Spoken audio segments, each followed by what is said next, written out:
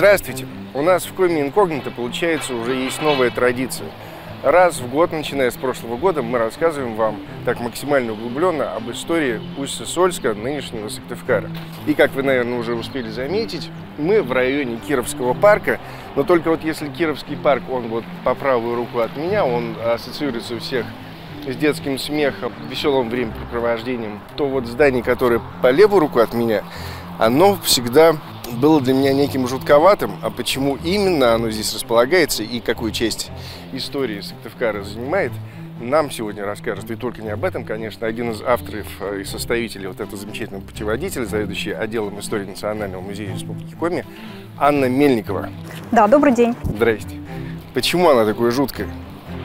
Ну, может быть, жуткое оно сейчас немного. Наверное, дело в том, что оно достаточно такое уже старенькое. Его поставили еще в годы войны, в 1943 году, по проекту Феофании Александровны Тюнтюковой. Первой женщины-архитектора, да, профессионального Республики Коми. Ну, вообще, в принципе, когда мы говорим про центральную часть города и про строительство 30-х, 50-х годов, это имя очень часто фигурирует, потому что она сделала очень многое для того, чтобы наш город выглядел так, как он выглядит сейчас. Это один из немногочисленных ее проектов, выполненных из дерева.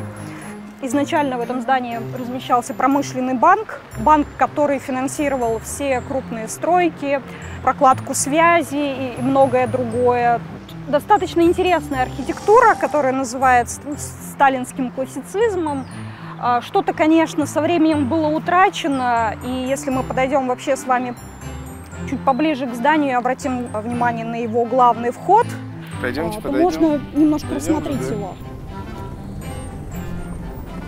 Справедливости ради скажем, что жутковатости этому зданию придает то, что сейчас здесь находится судмедэкспертиза.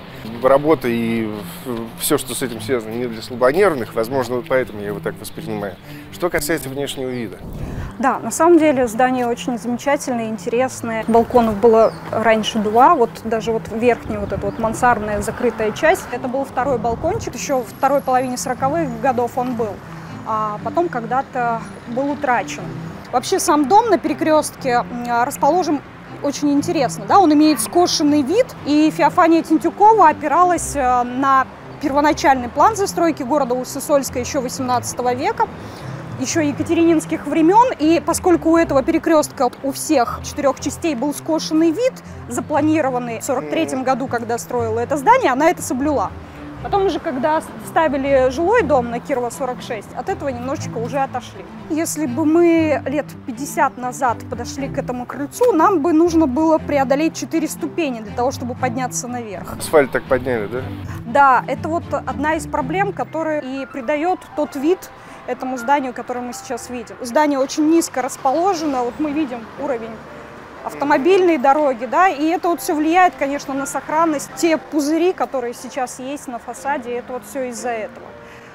Колонны придают торжественный вид этому зданию. Некоторое время он стоял в бревенчатом виде. Как кирпичные дома, они штукатурились, так, в принципе, и постройки деревянные тоже обшивались тесом, но не всегда.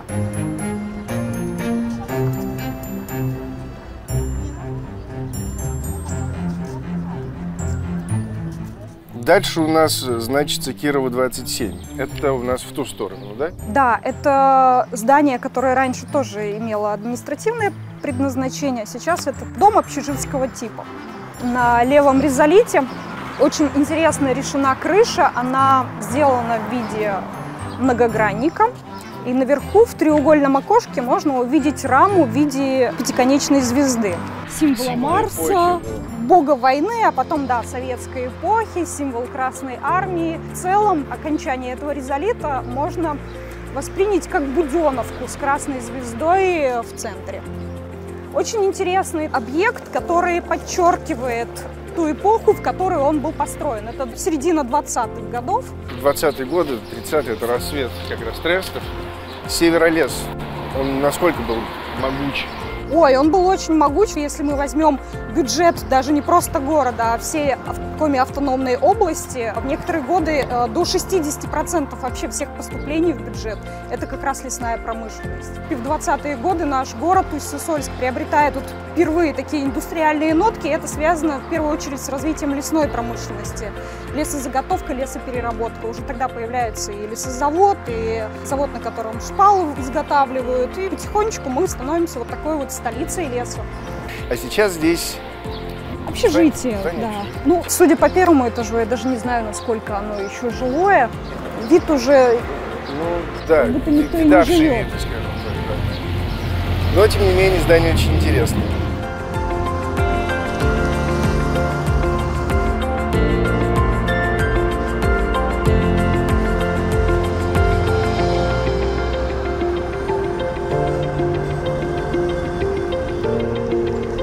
Ну а теперь место, в котором я, если бы мог, проводил бы все свое детство. Это знаменитый парк имени Кирова. Место притяжения всех детей и взрослых. Когда я был ребенком, то есть где-то еще в 80-х, 90-х, там было значительно больше аттракционов. Деревья и кустарники – это все очень важно, речка тоже прекрасна, но без вот этих каруселей, конечно, сейчас Кировский парк уже выглядит не так притягательно, может быть, для детей в первую очередь. Но и мы знаем, что там не хватает не только сейчас аттракционов, но и многих малых архитектурных форм. Да, Илья, с вами вообще очень сложно не согласиться, потому что действительно разного рода активностей в парке сейчас не хватает, но все начинается с каких-то малых вещей. Вообще, еще даже не входя на территорию парка, можно еще рассказать о заведении, которое находилось вот чуть дальше, вот там, где сейчас жилой дом. Вот там. Да, и еще в дореволюционное время там был народный дом, в котором боролись за трезвость.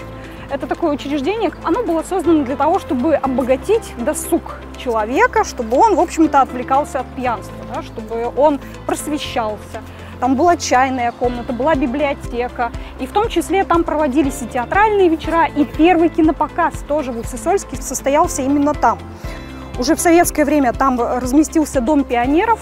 И в 1941 году, по воспоминаниям одной из жительниц города Сыктывкара, Нины Евгеньевны Буриловой, сюда завезли эвакуированный зоопарк. И она вот поделилась воспоминаниями о том, что в нескольких залах были размещены большие клетки. Впервые она там увидела слона. Там же был облезлый павлин, лиса, волк, другие разные звери. Вместе с зоопарком сюда эвакуировали и повара, который их кормил. Ну, скудно, понятное дело, да, во время Великой Отечественной войны. И поэтому дети, добираясь до зоопарка, мальчишки, собирали воробьев для того, чтобы подкормить змей. Какие добрые дети. Аккуратного 3 сейчас, да? Да, вот на этом Я, месте. по-моему, еще в детстве помню деревянное здесь строение. Но вернемся к парку имени Кирова. Изначально он был почти что в 2 раза меньше, по-моему. Ой, даже еще меньше. Вообще, в принципе, постепенно расчищалась вот эта площадка под парк. Вначале, вот как только задумались, что нужно в городе, где уже более 25 тысяч человек, это вот с начала 30-х годов, нужно сделать парк общественный большой, стали немножко расчищать территорию. Напротив нынешней Национальной галереи была базарная площадь. Ее перенесли на перекресток Коммунистическая, Первомайская. Там, где сейчас сквер под Часами. Все помнят этот колхозный рынок, который там существовал долгое время. С 23-го года на этом месте по 39-й год стоял деревянный кинотеатр. Это уже было прямо здание, которое было подстроено под кинотеатр. Как назывался? Слушайте, без названия. Там была вывеска просто «Кинотеатр». Ну, этого было достаточно. Да, сначала там немое кино, понятное дело, показывали, потом стали и звуковое кино, фантастику в том числе покрутить. Но в 1939 году он сгорел. И опять же еще площадь освободилась, и парк тоже вот расширил свои горизонты. Если мы говорим про северную часть парка, то она тоже потихонечку отходила вот к современному месту гостиницы «Югор». Например, в 1936 году разрушили Троицкий собор. И вот эту вот площадь, ее сразу сделали спортивной площадкой. Там играли в волейбол, баскетбол. В зимнее время заливали каток, проводили соревнования разного уровня по русскому хоккею. Просто катались ребятишки. Ну и потом уже в 80-е годы появляется детский парк, который мы сейчас знаем вот с этим замком Берендея.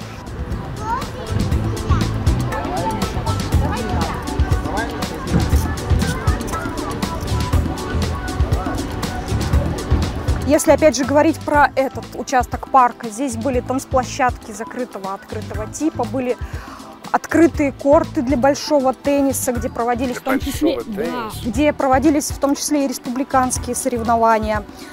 Чуть дальше был шахматный павильон с кегельбаном, с бильярдными залами. Тут же были и фонтаны, вазоны, вот те же самые малые архитектурные формы, причем как агитационная скульптура, так и такая античная скульптура. А что стало-то? Боулинг-то куда делся из Кировского парка?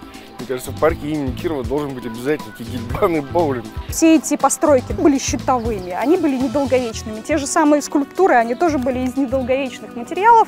А заменять чем-то подобным, видимо, не стали. Чуть позже, уже там в 50-е, 60-е, 70-е годы, здесь появились аттракционы очень модные на тот момент. Это начиная от русских качелей и лодочек, заканчивая очень таким культовым аттракционом «Петля Нестерова».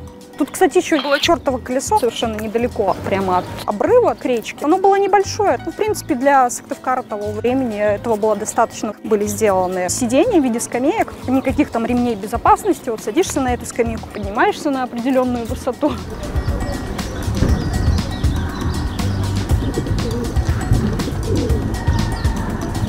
Между улицей Коммунистической и Куратова была пристань внизу. Тоже очень важный объект. Долгое время не было железнодорожного сообщения с городом. Те же самые мобилизованные во время Великой Отечественной войны, они отправлялись на фронт именно с Сыктывкарской пристани до Котласа. И дальше уже по железной дороге. Как до революции пристань была главным порталом, точкой входа в город, так и в 70-е годы тоже еще и до Котласа можно было доехать, и дальше по Советскому Союзу куда надо. В районе реки была лодочная станция, в 30-е годы был открытый бассейн с вышкой для прыжков и много-много еще всего другого, что в принципе можно брать себе на заметку и думать о том, что нынешнему сыктывкарцу тоже неплохо было бы иметь такой спектр развлечений. Вот если такой спектр, действительно, арсенал развлечений здесь когда-то был, причем 100 лет назад почти, я думаю, что имеет смысл обратить внимание тем, кто может повлиять на ситуацию и вернуть хотя бы часть развлечений сюда. Скажите, а вот эта сковородка, которая здесь уже с незапамятных времен, на этом месте что-то было?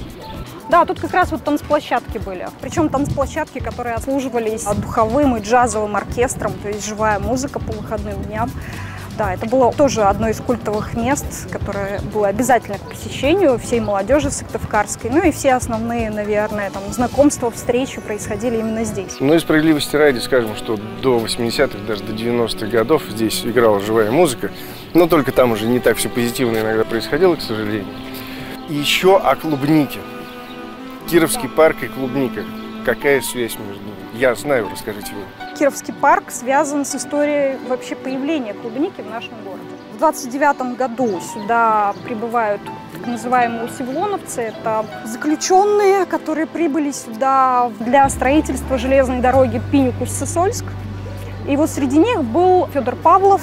В последующем он получил прозвище «Царский садовник», потому что это была его профессия. Он до революции работал в Петерговских садах, по этой причине он и был арестован. Он был уже в преклонном возрасте, и поэтому, к счастью, его не стали устраивать на строительство железной дороги по состоянию здоровья, а определили в местное тепличное хозяйство. Под его руководством здесь для парка выращивалось огромное количество разных цветов. Это и астры разных расцветок, и виола, и еще несколько десятков разных цветов. Тут же в 1935 году была высажена пихтовая аллея прямо на территории парка. И он выращивал в северной части этого парка клубнику. И, кроме того, теплицы стояли, в которых выращивали огурцы. Садовод, он просто сделал так, чтобы можно было получить какой-то урожай клубники.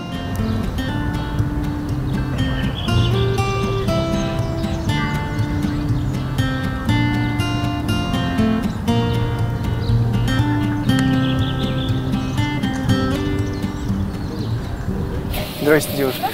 А можно нам по паре шариков? Мне один, если можно. Ну тогда по одному. А теперь полноценно можем поговорить об общепите. Чем кормили развлекающихся?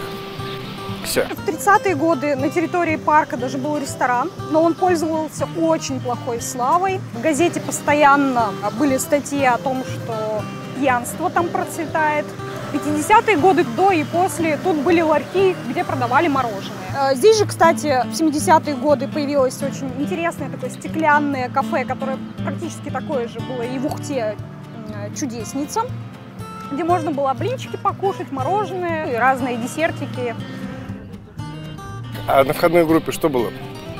Входная группа достаточно часто менялась. Там тоже была и в том числе и скульптура. В основном это были спортивного вида скульптуры, через которые нужно было подчеркнуть, что советский человек, он поддерживает свое тело в тонусе, это красиво, это здорово. А вот уже 50-е годы ее сделали вот такую прям белоснежную, с колоннами, со скульптурными, с вазонами красивыми, потому что входная группа вообще в любой парк культуры и отдыха, да, это очень важная часть. Во-первых, нужно было обозначить основной вход в парк, вся остальная территория, она огораживалась, потому что долгое время вход в парк был платным. Но при этом, да, если мы опять вспомним все то, что здесь было, какое-то время было только на танцплощадке платный вход, а уже во всем остальном парке было все бесплатно. Ну, аттракционы, да, понятное дело, тоже взималась плата. Но это мы сейчас говорим немножечко все про разные годы. То есть, когда уже появились там, например, аттракцион «Петля Нестерова», входной платы за парк уже не было.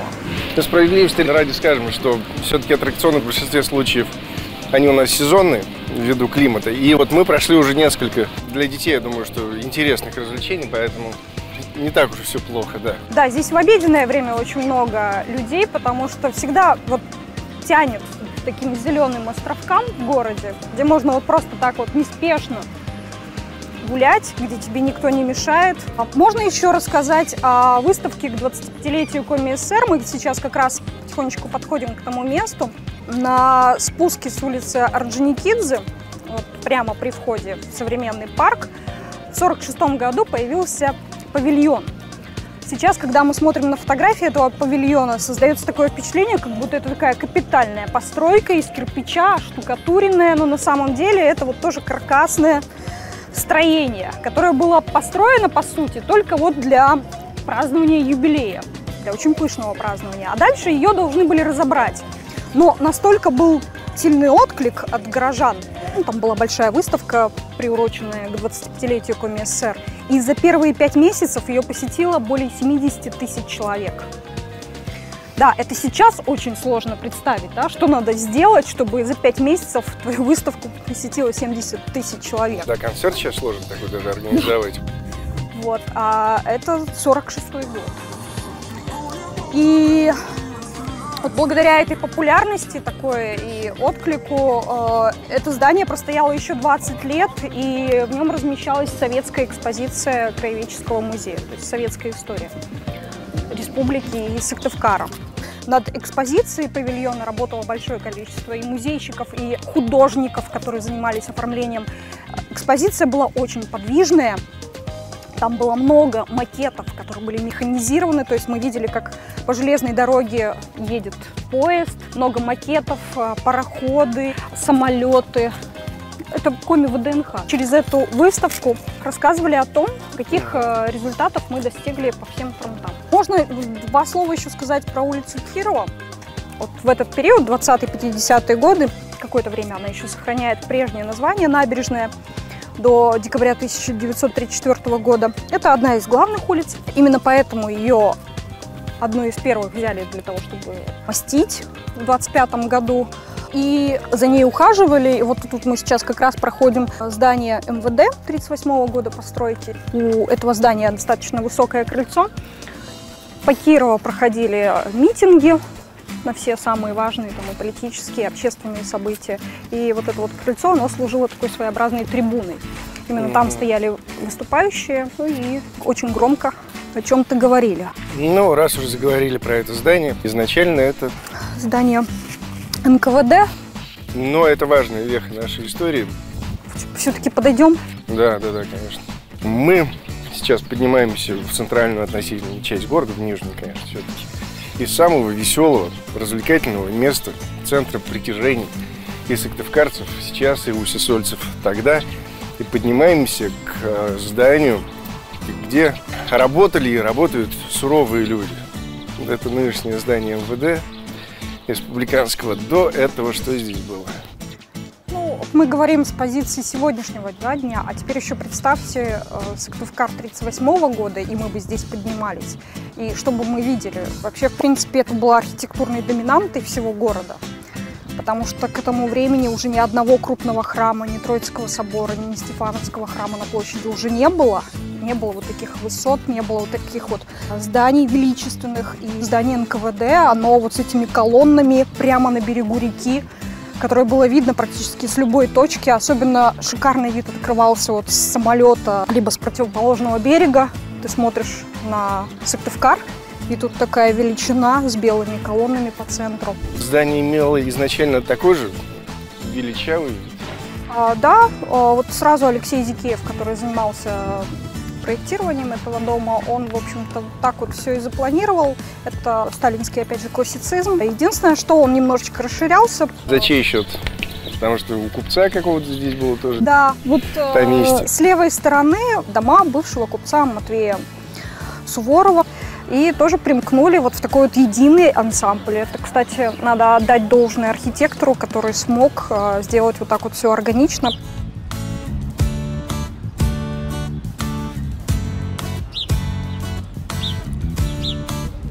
Мы сейчас подходим к первому жилому дому советскому, в котором было горячее, холодное водоснабжение, канализация, ванная комната. Дом, который тоже был спроектирован Феофанией Тинтюковой. Этот дом, он тоже такой очень торжественный. Со стороны улицы Орджоникидзе мы с вами увидим красивую в 2 этажа проезжую арку, которая сейчас закрыта воротами, но когда-то там можно было проехать. Дом был построен для работников Совмина, обкома. На первом этаже в подвальном помещении была министерская столовая. Ну, министерская, это ее просто так называли горожане. Говорят, очень хорошая, вкус. Ну, поэтому, наверное, министерская называлась. По воспоминаниям горожан. И для кого этот дом был построен? Он же не просто так появился первый, и в него заселились там стоявшие в очереди люди, или как это тогда называлось, Ну, так да. ведь? Ну, дело в том, что в 1936 году мы обрели статус автономной республики, да, у нас появился свой парламент, своя конституция, и, конечно... Свои большие люди. Да. Вот, наверное, к этому вы ведете. В 30-е годы это еще и появление первых высших учебных заведений. Здесь в том числе жили и преподаватели Коми-пединститута. Тоже очень большие люди. И здесь же неподалеку находится дом-музей, да, Ивана Павловича Морозова. Да, это начало 2000-х. В 2004, по-моему, году решили, что в городе должен быть музей, сделанный в виде родового дома Ивана Павловича Морозова, который вот в селе Межадр находился. Воссоздали его здесь, и сейчас тут рассказывают о его детстве, вообще о его жизненном пути и о том, как он был первым секретарем нашей республики. 5, всего лишь 5 точек на карте путеводителя мы сегодня прошли. Их значительно больше, и все они достойны вашего внимания. Я напоминаю, что сегодня это был у нас 2-й выпуск и Коми Инкогнито, и 2-й выпуск, получается, замечательный путеводитель. Я думаю, что если ничего нам не помешает с вами, Анна, где-то через год, продолжая традицию, о которой мы сказали раньше, мы уже будем говорить о 3-м, пока еще финальном, да, выпуске путеводителя Сыктывкар от и до. Спасибо большое вам. Спасибо. А вы наслаждайтесь городом и знаете его историю.